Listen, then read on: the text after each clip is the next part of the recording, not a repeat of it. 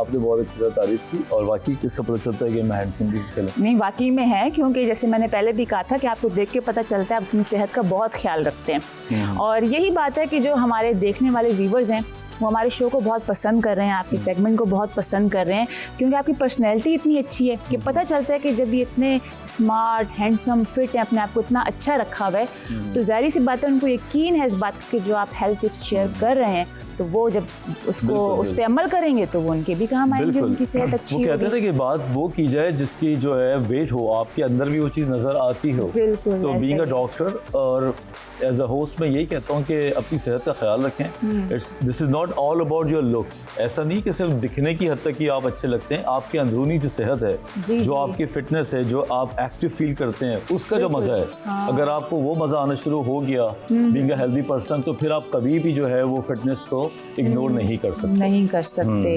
अच्छा वजाहत, मेरा एक सवाल है, मैं आपसे जानना चाह रही हूँ कि ऐसे बड़े नशों के बारे में तो हमने बहुत सुना है, पता भी है हमें, लेकिन आजकल मुझे ऐसा लगता है कि ऐसे छोटे छोटे भी नशे हैं कि जिन्होंने अपनी एक जगह बना ली है माशरे में, और कुछ हैं जिनके जो सामने नहीं आते, कुछ तो हैं जो हमें पता है सामने आते हैं। तो जो लोग उनका इस्तेमाल कर रहे हैं, और ख़ास तौर पे फिर माह रमज़ान में, क्योंकि मैंने ऐसा महसूस किया फिर इन लोगों में एक चिड़चिड़ापन सा आता है या कोई अजीब सी उनकी तबीयत हो जाती है, तो आप क्या कहना चाहेंगे कि मतलब वो ओवरऑल फिर उनका रमज़ान किस तरह वो गुजारे, या कैसा गुजरता है उनका रमज़ान, और वो किस तरीके से निजात पा सकते हैं इससे?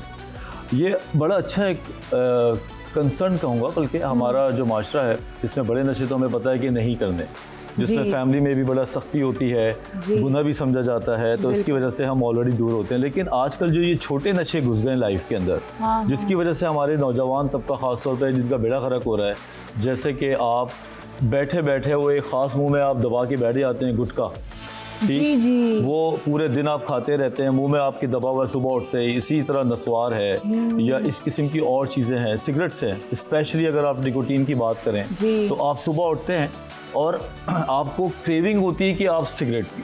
सोचें ज़रा कितना बड़ा ये डिजास्टर है कि आपको अच्छा नाश्ता करने के बजाय आपको निकोटीन की कमी हो रही होती है, और उसकी क्रेविंग होती है कि आप मतलब हेल्दी ब्रेकफास्ट ना करें, पहले आप अपना वो जो एक निकोटीन है उसको आप अपना जिसको हम आई ओपनर के तौर पे कहते हैं कि आपकी आंखें खुली और आपने सिगरेट की तरफ गए।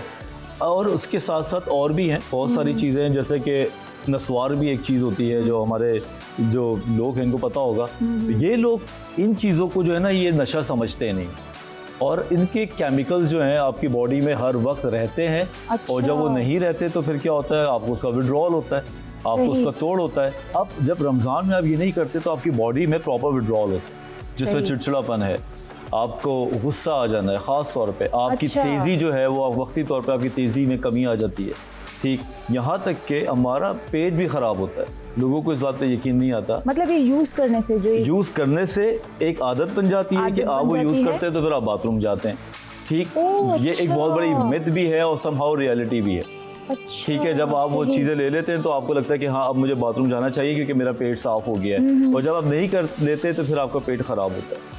अब सोचें आप कि हमारे नौजवान तबका पेट को ठीक करने के लिए नशा लेते हैं, ना कि दवाई लें, और इनकी सदियों से चलता आ रहा है। और वो जिस तरह डॉक्टर वजाहत आप बहुत जोर देते हैं इस बात पे कि हमें रूटीन अच्छी रखनी चाहिए, हम नींद पूरी करें, हम एक्सरसाइज करें या वॉक करें तो हम ओवरऑल फिट रहेंगे। तो अगर वो इस चीज़ों को अपनी एक ज़िंदगी का हिस्सा बना लें तो फिर मेरा ख्याल है कि इन चीज़ों की ज़रूरत नहीं पड़ेगी। ये जो छोटे नशे हैं वो ले रहे हैं, या इवन शायद मेडिसिन की भी ज़रूरत ना पड़े। हाँ ऐसा है, क्योंकि देखो आप छोटे ये स्मॉल ग्रेटिफिकेशन होते हैं, जो ये देखिए जो चीज़ें होती हैं छोटे मज़े हैं, ये वक्त आपने लिया, आपको अच्छा लगा और आपने फिर अगली डोज तक के लिए इंतज़ार किया, फिर आपका वो केमिकल नीचे गया, आपने दोबारा ले लिया। अच्छा। अब यही केमिकल्स जो हैं जो यकीन करें आपके एक्सरसाइज करने से निकलते हैं, जिसको हम एंडोर्फिन कहते हैं, सेरोटोनिन कहते हैं, डोपामीन कहते हैं, ये वो 3 ऐसे केमिकल्स हैं जो हैप्पी केमिकल्स हैं। और जब आप रेगुलर ज़्यादा भी नहीं आधा घंटा भी आप वॉक करते हैं अच्छे टाइम पे खाली पेट, तो केमिकल्स बाहर आते हैं और वही फीलिंग्स आपको देते हैं जो कि आप कहीं ना कहीं सो कॉल्ड नशे में ढूंढ रहे होते हैं।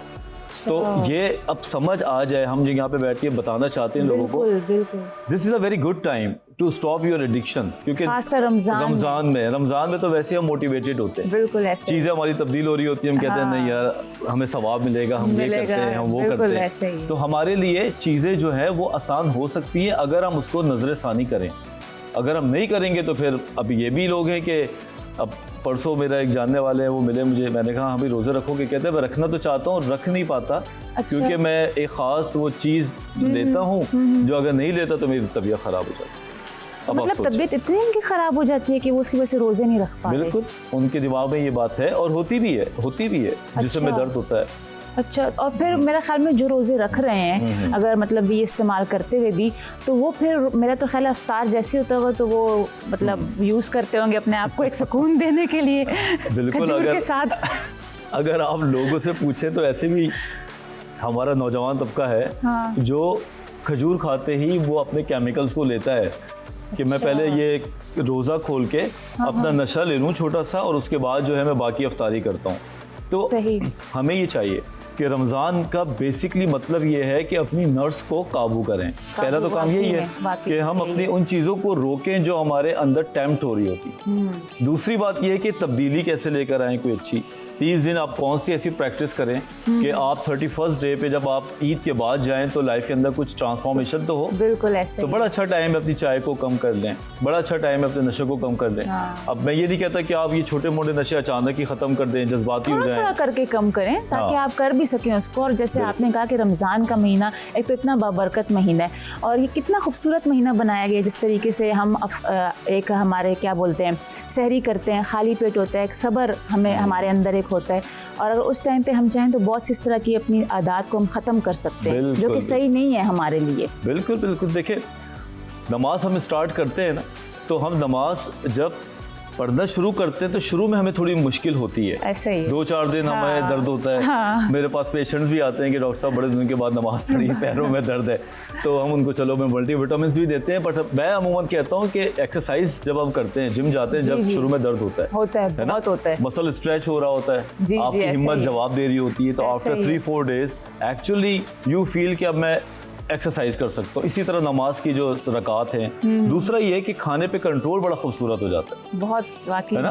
अब आप सोचें कि आपको एक चीज़ आपके सामने रखी है और आपने इसको मगरिब के बाद खाना है, तो अभी मैं नहीं खा सकता, तो ये जो कंट्रोल है आपके आफ्टर ईद भी बड़े मज़े से चीज़ों को रोक सकते हैं कि नहीं यार मैंने भी बहुत खाया हुआ है, अभी मैं नहीं खाऊंगा, मेरा स्टमक जो है वो फुल है, मैं इसको शाम की जो हाई टी है या रात के खाने में खाऊंगा। बिल्कुल। लेकिन हम क्या कर रहे होते हैं, हम तो बगैर सोचे समझे खाते हैं। देखिए, आपसे सारी बातें करने का मकसद ही यही है कि आपको हम गाइड कर सकें, ताकि हम यही चाहते हैं कि आप एक हेल्दी लाइफस्टाइल गुजारें, ना कि सिर्फ आप बल्कि मैं भी, क्योंकि मुझे बहुत जब ये अपनी हेल्थ टिप्स शेयर करते हैं तो मैं उसको लाजमी अपने जहन में रख लेती हूँ मैं, और मेरी कोशिश है कि मैं अपना एक हेल्दी लाइफस्टाइल अडॉप्ट करूँ।